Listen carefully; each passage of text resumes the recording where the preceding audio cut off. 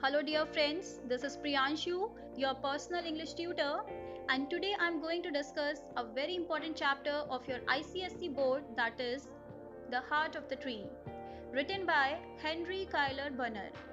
So students, this poem was published in 1912, and in this poem the poet has mentioned about the significance of planting trees, and he's also appreciated the person who plants a tree. So that means poet ने इस poem के through हम सबको mention किया है कि पेड़ों को लगाने की क्या इम्पोर्टेंस होती है, क्या उनका सिग्निफिकेंस होता है, और साथ ही साथ एक इंसान जो पेड़ लगाता है उसको बहुत ही ज़्यादा, उसके काम को बहुत ही ज़्यादा अप्रिशिएट किया है इस पोएम के through. So let us see line by line what is the given in the poem. So in the very first line of the poem, here it is given that what does he plant who plants a tree? So it is given in the very first line, a question is being asked by the poet to the readers. It is asked that एक इंसान जो पेड़ लगाता है वो दरअसल लगाता क्या है, ठीक है. And then he himself beautifully answers and he says that he plants a friend of sun and sky. So the basic question here arises is कि यहाँ पे जो पोएट ने क्वेश्चन किया है in the beginning of the stanza, ठीक है, in the beginning of the poem, तो ऐसा क्यों किया है? सो बेसिकली इसका आंसर ये है कि ये जो क्वेश्चन उसने पूछा है हर एक स्टैंजा के बिगनिंग में, ये रिपीट हुई है लाइन, ये रिपीट हुआ है क्वेश्चन, तो वो इस इंटेंशन के साथ उसने रिपीट किया है पोएट ने intentionally, so as to create curiosity and anxiety in the readers so that they may know more about the poem. ठीक है, एक्चुअली क्या होता है कि उन्होंने पोएट ने क्या किया है, लोगों के मन में एंजाइटी और क्यूरियोसिटी बनाई है, क्रिएट की है, जिसमें कि उनका पोएम में और क्या बताया गया इसके बारे में जानने की इच्छा हो. एंड ये जो टेक्निक है कि पोएम में कोई क्वेश्चन पूछना और फिर उसका खुद ही आंसर देना, इस टेक्निक को बोलते हैं हाइपोफोरा और एंटीपोफोरा.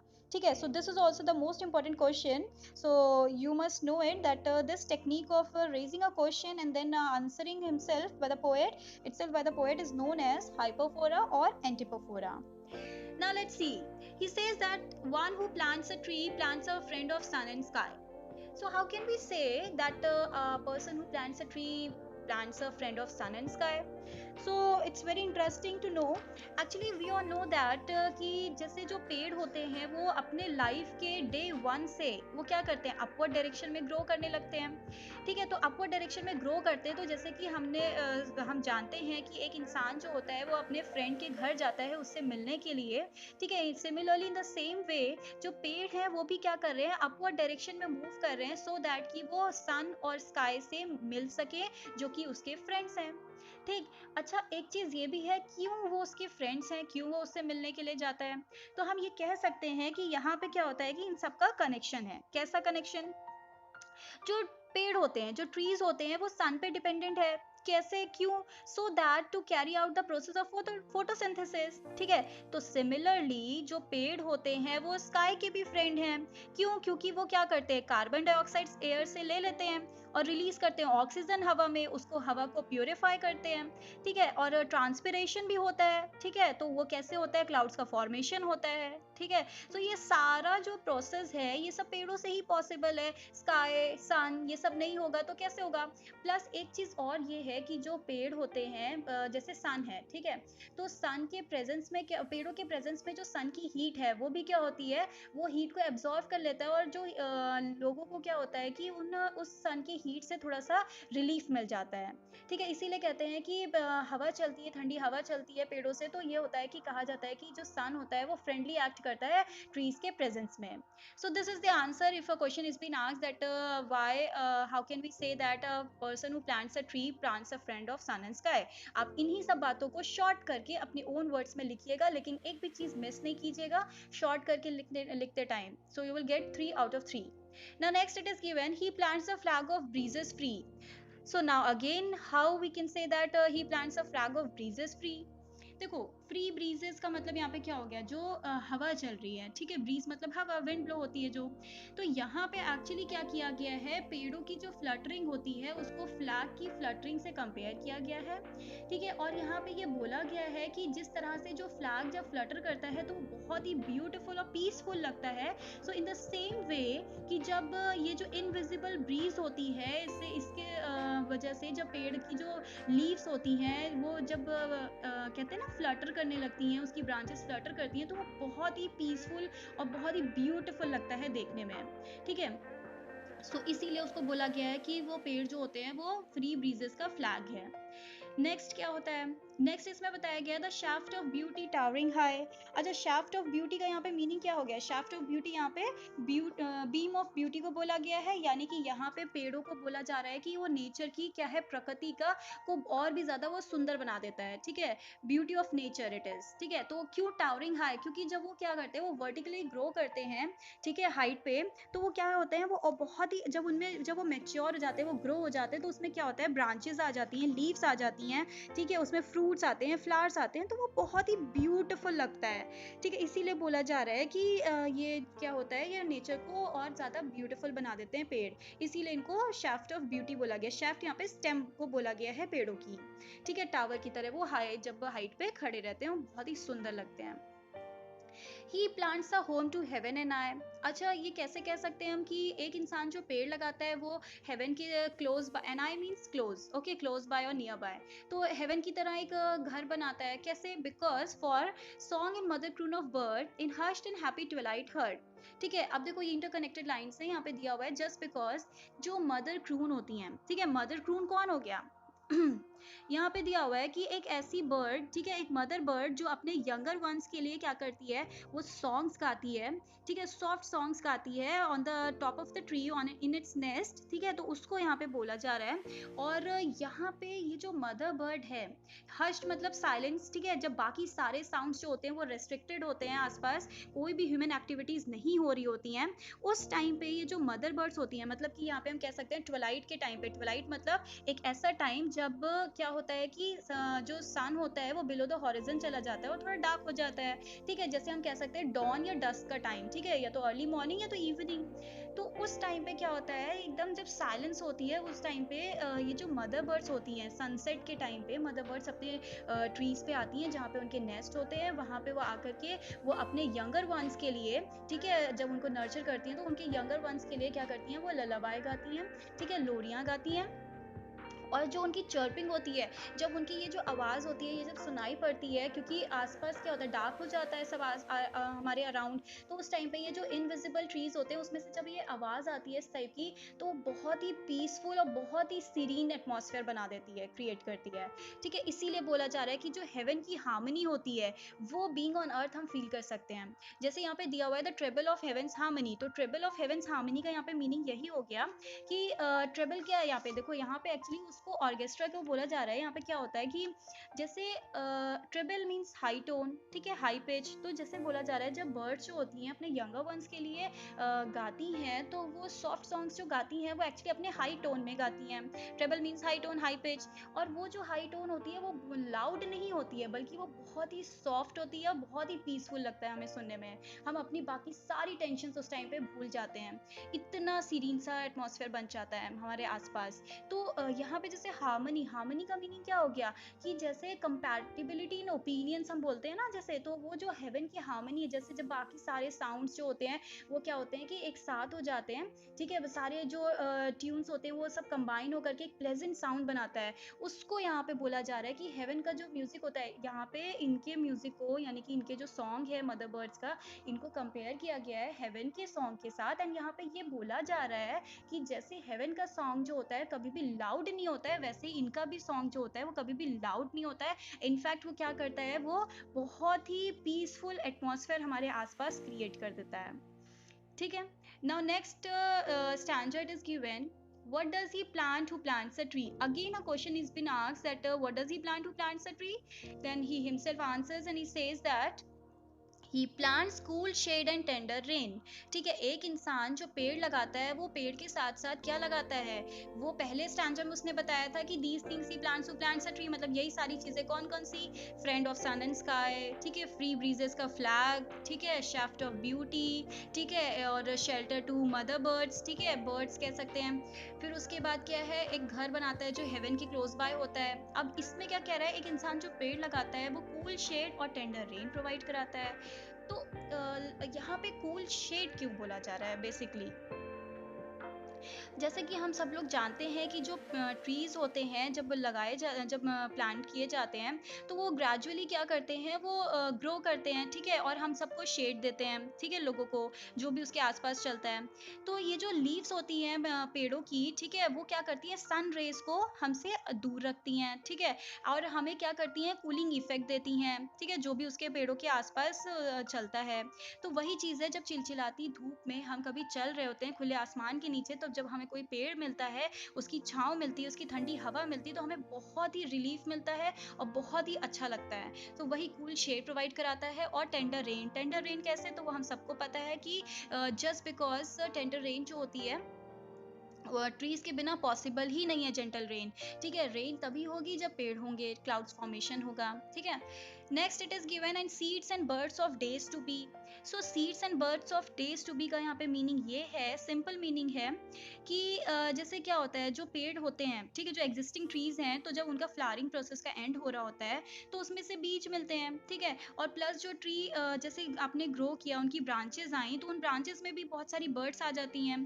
तो ये जो ट्रीज और बर्ड्स होती हैं वो क्या होता है, फर्दर ट्री प्लांटेशन में काम आती हैं हमारे। ठीक है, तो वही चीज़ है कि भाई ये जो बीज हमें मिल रहा है, जो कलियां हमें मिल रही हैं, ये और पेड़ लगाने में हमारा मदद करेंगी इन फ्यूचर। ठीक है, तो उसी के लिए और पेड़ों को ग्रो करवाएंगी। फिर है कि नेक्स्ट दिया हुआ है and years that fade and flush again. Years that fade and flush again का मीनिंग ये है, जैसे जैसे समय पास होता है, बीतता है, ठीक है, ईयर्स और सीजन्स आते हैं जाते हैं। ठीक है, जैसे विंटर्स में क्या होता है, जो पेड़ होते हैं, ठीक है, कुछ पेड़ फेड हो जाते हैं, मतलब मुरझा जाते हैं, ठीक है, और कुछ नए ग्रो कर जाते हैं, जैसे मान लो स्प्रिंग टाइम आता है जब, ठीक है, और उसी तरीके से सडन ग्रोथ होती है वेजिटेशन की। तो वही बोला जा रहा है कि ट्रीज जो होते हैं वो बहुत सारे अपने लाइफ के फेजेस से गुजरते हैं, और लेकिन फिर भी वो क्या होता है, वो ग्रो करते रहते हैं। ठीक है, कुछ नए उग जाएंगे या कुछ भी। Then he plants the glory of the plain. अच्छा, ये बहुत ही इंपॉर्टेंट क्वेश्चन है, कैसे हम कह सकते हैं किसी भी प्लेन लैंड को ग्लोरी प्रोवाइड कराता है जो पेड़ होते हैं। तो वो हम इस तरह से कह सकते हैं कि जैसे देखो, ह्यूमन बींग्स जो होते हैं वो क्या करते हैं, जैसे जो भी कह सकते हैं हम कि जो लैंड होता है, ठीक है, अगर किसी भी लैंड पे, मान लीजिए प्लेन लैंड पे अगर पेड़ नहीं होंगे, ठीक है, ट्रीज नहीं होंगे, तो वो लैंड जो है वो बैरन बैरन लगेगा, ठीक है, एकदम बंजर सी जमीन लगेगी। क्यों? क्योंकि ना कोई शेड होगा प्रोवाइड कराने के लिए, ना शैडो मिलेगा, मतलब सन होगा हमारे खुले आसमान में, ठीक है, और बर्ड्स को शेल्टर नहीं मिलेगा, अपना नेस्ट नहीं बना पाएंगी, वो उनकी चर्पिंग सुनाई नहीं पड़ेगी। देखो, पेड़ जो होते हैं वो हम सबको फ्लावर्स देते हैं, स्वीट स्मेल देती हैं, ठीक है, फ्रूट्स देते हैं, हम सब लिविंग बींग्स को हैप्पी बनाते हैं। यही तो पेड़ों की ग्लोरी होती है। जितने भी सेटलर्स, जितने भी ट्रैवलर्स होते हैं, पेड़ उनको क्या करते हैं, फूड, फ्रेश एयर प्रोवाइड कराते हैं, ठीक है, और अपनी जो रूट्स होती हैं, स्ट्रॉन्ग रूट्स, उससे वो सॉइल को बाइंड करते हैं, जिसकी वजह से वो प्रोटेक्ट कर पाते हैं हम सब ह्यूमन बींग्स को, वेदर से भी, ठीक है, हार्श वेदर से भी। तो मेंशन यहाँ पर ये किया जा रहा है कि अगर किसी भी प्लेन लैंड को उसकी ग्लोरी मिलती है तो जस्ट बिकॉज ऑफ ट्रीज। ठीक है, and then next it is given he plants a forest heritage. अब कैसे हम कह सकते हैं कि फॉरेस्ट का हेरिटेज जो होता है वो बनता है, फॉरेस्ट हेरिटेज मतलब क्या हो गया, तो एक्चुअली यहाँ पे हम कह सकते हैं हेरिटेज मतलब होता है इनहेरिटेड प्रॉपर्टी। ठीक है, तो अब जैसे इनहेरिटेड का मतलब ये हो गया, जैसे कहते हैं ना कि pass on from one generation to another generation, हम अपने प्रीडिसर से कुछ रिसीव करते हैं, जैसे हमारे दादाजी से हमारे फादर ने रिसीव किया, हमारे फादर से हमने रिसीव किया, तो उसको बोलते हैं। तो ये यहाँ पे इसलिए मेंशन किया जा रहा है, ये इसलिए बोला गया है कि जैसे आज हमने एक सिंगल पेड़ लगाया, वो पेड़ क्या होता है, उससे बीज निकले, ठीक है, कलियां आई, उससे दूसरे पेड़ उगे, फिर और उनसे आई तो और उनसे हुए, तो ऐसे वो मल्टीप्लाई करता है और एक फॉरेस्ट का फॉर्म फॉर्म बन जाता है, ठीक है, फॉर्मेशन हो जाता है फॉरेस्ट का। तो कहा जा रहा है कि जैसे आज देखो पेड़ इंस्टेंट बेनिफिट्स तो देते नहीं, इंस्टेंट रिजल्ट्स देते नहीं है, टाइम लगता है उनमें, ठीक है, दे टेक्स टाइम। तो क्या होता है, जो अर्लियर जनरेशन ने, हमारे पहले वाली जनरेशन ने जो पेड़ लगाए थे, उसी की वजह से आज हम ये सब ग्रीनरी अपने आसपास देख रहे हैं, ठीक है, इतने फ्लावर्स, इतने लीव्स, इतना सब कुछ देख रहे हैं। सब कैसे पॉसिबल है? उन्हीं जनरेशंस ने जो पेड़ लगाए उसकी वजह से। तो वैसे ही इन द सेम वे जो आज हम पेड़ लगाएंगे वो भी आने वाली जनरेशंस के काम आएंगे, ठीक है, उसको बेनिफिट्स मिलेंगे। तो इसीलिए कहा गया है he plants a forest heritage, की लेगेसी बनाता है वो पेड़ की, ठीक है, एक इंसान ने जो पेड़ लगाया है तो वो लेगेसी दे रहा है, ठीक। अब क्या होता है, नेक्स्ट क्या दिया गया इसमें? नेक्स्ट दिया गया है The harvest of a coming age, the joy that unborn eyes shall see.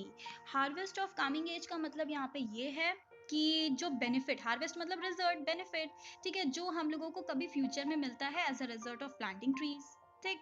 अब जैसे पेड़ हैं, ठीक है, पेड़ जो होते हैं हमने जैसे जानते हैं कि इंस्टेंट रिजल्ट्स और बेनिफिट्स तो देते नहीं है, टेक्स टाइम, ठीक है। तो क्या होता है कि जैसे हमारा जो प्रेजेंट और हमारे जो फ्यूचर जनरेशंस हैं, ठीक है, उनको बहुत ज़्यादा बेनिफिट्स मिलते हैं पेड़ लगाने से, हमारे लगाए हुए पेड़ों से। तो कहा जा रहा है कि ये यहाँ पे पोएट ने क्या किया है कि लिंक बनाया है, लिंक दिया है प्रेजेंट और फ्यूचर जनरेशंस को, लिंक किया है दोनों को, ठीक है। अब जैसे इसमें लिखा है ना, the joy that unborn eyes shall see, कौन से जॉयस और कौन अनबॉर्न आईज, ठीक है। तो अनबॉर्न आईज कौन है? तो यहाँ पे वो फ्यूचर जनरेशन है, नेक्स्ट जनरेशन है, ठीक है, जो अभी तक बॉर्न नहीं हुए हैं, those who are yet to be born, ठीक है। अब यहाँ पे क्या है, बेसिकली यहाँ पे ये बताया जा रहा है कि जैसे हमने आज एक पेड़ लगाया, ठीक है, अब वो ग्रो करने में टाइम लगाएगा, ठीक है। तो जब नए बच्चे बॉर्न होते हैं, ठीक है, तो क्या होता है कि they grow up and they see trees, flowers, fruits, beauty of forest, scenic beauty and the greenery everywhere, जो कि उन्हें क्या देती है, जॉय देती है, ठीक है, हैप्पीनेस देती है। तो वही चीज़ है। तो इसीलिए यहाँ पे बोला जा रहा है कि ये जो अनबॉर्न आइज है, यानी कि जो फ्यूचर जनरेशन है, कमिंग जनरेशन, जिनकी अभी बर्थ भी नहीं हुई है, उनको इसकी खुशियाँ, उनके इसके जॉय मिलते हैं, इसके बेनिफिट्स मिलते हैं। तो वही फ्लावर्स, फ्रूट्स, ठीक है, beauty of forest, scenic beauty, greenery, ठीक है, हर एक जगह जो उनको क्या करता है, उनको जॉय देता है, हैप्पी करता है। Next it is given these things he plants who plants a tree. तो कहा जा रहा है यही वो सारी चीजें हैं जो कि एक इंसान पेड़ लगाता है, तो वो एक्चुअली वो ये सारी चीजें लगाता है, ठीक है। अब नेक्स्ट लास्ट स्टैंजा में क्या दिया हुआ है, इसमें दिया हुआ है कि what does he plant who plants a tree, again the same question is been asked, ठीक है, एंटीपोफोरा की वजह से। अब यहाँ पे खुद ही आंसर करता है, कहता है he plants in sap and leaf and wood. कहता है एक इंसान जो पेड़ लगाता है वो एक्चुअली क्या करता है, वो SAP, so he plants in sap and leaf and would का मीनिंग ये हो गया। फर्स्ट ऑफ ऑल हमें पता होना चाहिए सैप का मीनिंग क्या होता है। तो सैप का मीनिंग होता है वो लिक्विड जो पेड़ों के हर एक पार्ट तक क्या करता है, मिनरल्स और न्यूट्रिएंट्स पहुंचाता है, ठीक।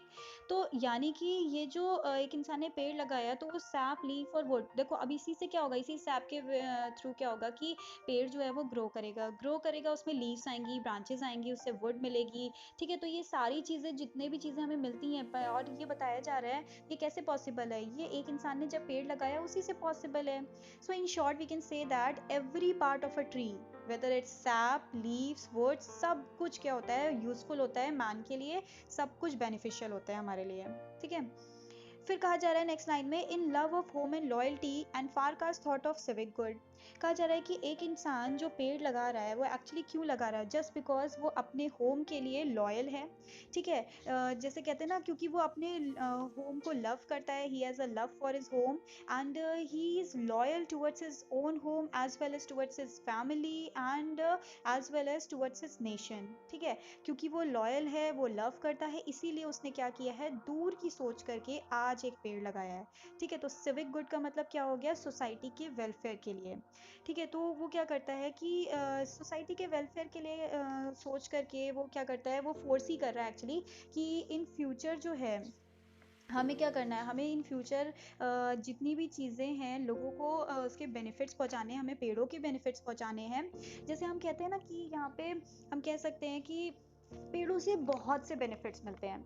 क्या क्या बेनिफिट्स मिलते हैं? टिम्बर मिलता है, वुड मिलता है, मेडिसिन्स मिलती हैं, ठीक है, बहुत सारी चीज़ें मिलती हैं हमें उसके जो होते हैं मिनरल्स, न्यूट्रिएंट्स, नेचुरल रिसोर्सेज, बहुत सारी चीज़ें जो होती है वो पेड़ प्रोवाइड कराते हैं। तो ये सारी चीज़ें जो होती हैं ना, तो वो एक इंसान जो पेड़ लगाता है वो सोसाइटी के, अपने नेबरहुड के, अपने नेशन के वेलफेयर के लिए, हर इंसान के वेलफेयर के लिए वो क्या करता है, वो पेड़ लगाता है। जैसे कि कह सकते हैं हम कि एक पर्सन जो होता है वो पेड़ इसलिए भी लगाता है इनफैक्ट क्योंकि वो इम्प्रूव कराता है। उसके पेड़ लगाने से क्या होता है कि उसके एरिया की जो कंडीशंस होती हैं, उसके एनवायरनमेंट की जो कंडीशंस होती हैं वो इम्प्रूव हो जाती हैं, ठीक। इवन जो एक सिंगल पेड़ होता है ना, वो क्या इस चीज़ का प्रोवाइडर होता है, वो फ्रूट्स का प्रोवाइडर होता है, शेड्स प्रोवाइड कराता है, ठीक है, क्लीन हवा देता है हमें, ठीक है, फ्रेश एयर देता है, क्लीन एयर देता है हमें, ठीक है। और एक जो जैसे कहते हैं ना कि एक जो पेड़ होता है वो कितने लोगों और कितने एनिमल्स को सर्व करता है। तो इन शॉर्ट हम ये कह सकते हैं, जो भी प्लांटर है ट्री का, वो एक्चुअली क्या है, वो बहुत ही थॉटफुल सिटीजन है, बहुत ही ड्यूटीफुल सिटीजन है, और वो बहुत से लोगों को हेल्प करता है, ठीक है, अपनी वजह से। That's it. फिर क्या है?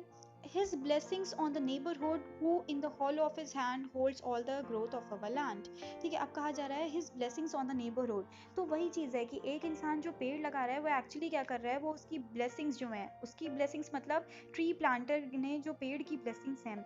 पेड़ क्या है, एक नेचुरल चीज़ है, ठीक है, जैसा कि हम सब जानते हैं। तो वही यहाँ पे कहा जा रहा है कि जो गॉड है, ठीक है, तो गॉड की जो ब्लेसिंग्स हैं वो क्या हो रही हैं, वो एक्चुअली हमारे पूरे नेबरहुड को मिलती हैं, हमारी पूरी सोसाइटी को मिलती हैं, हर एक सिटीजन को मिलती हैं, ठीक है। और यहाँ पे ये कहा जा रहा है कि वो अपने हैंड के जो हॉलोनेस है, उसकी जो एम्प्टीनेस है, मतलब उसके पाम की, ठीक है, उसके थ्रू जब वो एक पेड़ प्लांट कर रहा होता है, ठीक है, तो उससे क्या होता है, वो पूरे लैंड की ग्रोथ को वो होल्ड करता है, ठीक है, प्रोटेक्ट करता है, ठीक है। जैसे कहते हैं ना कि गॉड जो होते हैं बहुत ही प्रोटेक्टिव होते हैं, बहुत ही केयरिंग होते हैं, ठीक है, वो कंट्रोल करते हैं हमारे पूरे लैंड की ग्रोथ को, ठीक है। तो वैसे ही वो क्या करते हैं, पेड़ भी जो होते हैं वो नर्चर करते हैं, ठीक है, और वो क्या करते हैं, वो हम सबको, हमारे पूरे नेशन की ग्रोथ को होल्ड करते हैं और उसको डेवलप करते हैं नेशन को हमारे, ठीक है।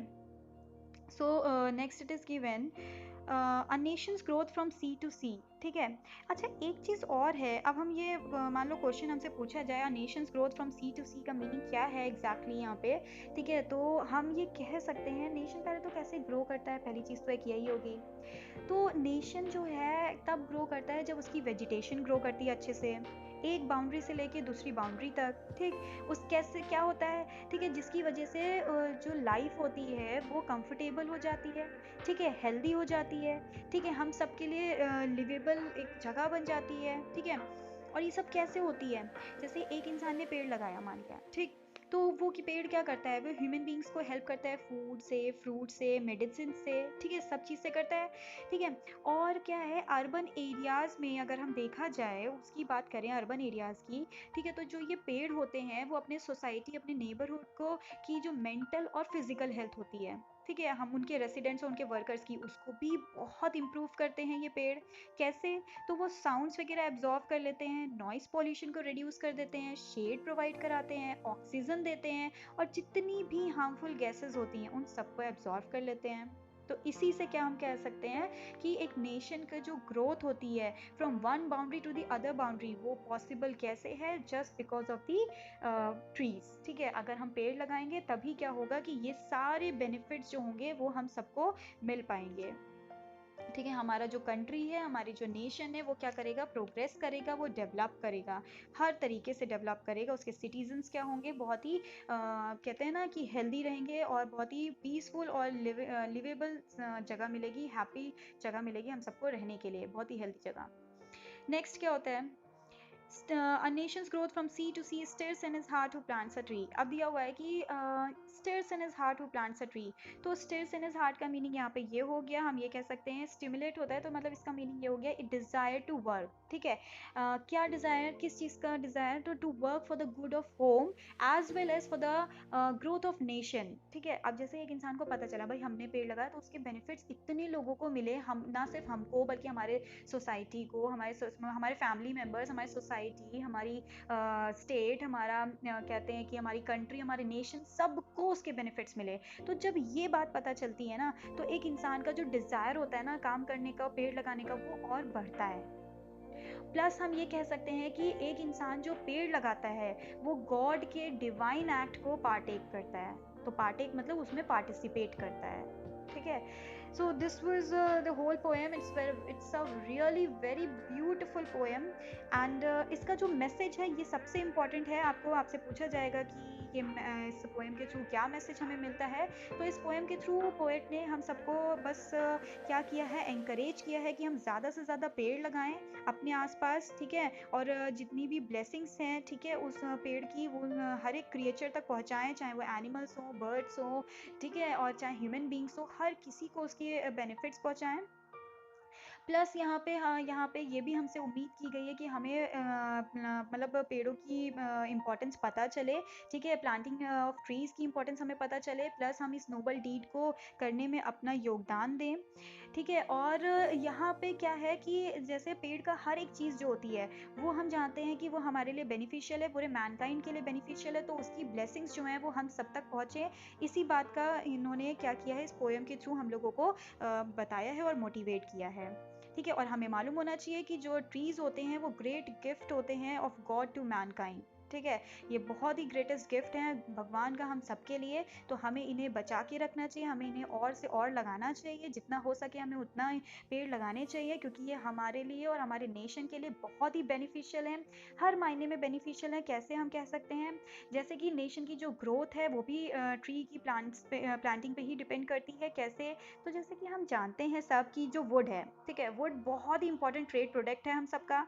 ठीक है। इसके इंपोर्ट और एक्सपोर्ट विद इन कंट्रीज क्या करती हैं कि वो एनरिच करती है हमारी इकोनॉमी नेशन की, ठीक है। तो पोएट ने इनडायरेक्टली रिक्वेस्ट की हर एक ह्यूमन बीइंग से कि वो प्लांट्स लगाएं, ठीक है, ज़्यादा से ज़्यादा ट्रीज लगाएं, और वेलबींग जो है for the wellbeing of society and it's citizen सबके लिए लगाएं, ठीक है। That's it, thank you.